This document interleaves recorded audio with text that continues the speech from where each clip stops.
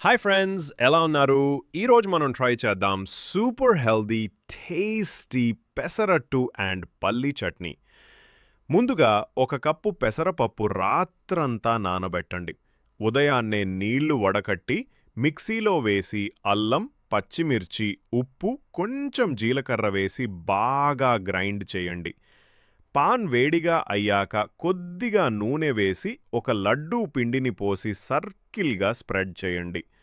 ఇరువై వైపులా బంగారు రంగు వచ్చే వరకు వేయించండి. చక్కగా క్రిస్పీగా అవ్వాలి.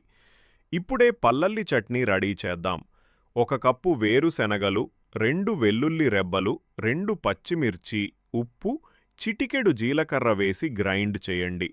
కొంచెం నూనెలో ఆవాలు, కరివేపాకు తాలింపు వేయండి. అంతే, చట్నీ రెడీ. ఇలా పెసరట్టుతో పల్లి చట్నీ సర్వ్ చేస్తే super combo, healthy, tasty and easy. Like చేయండి, షేర్ చేయండి, ఇంకా సబ్స్క్రైబ్ చేయడం మర్చిపోవద్దు ఫ్రెండ్స్.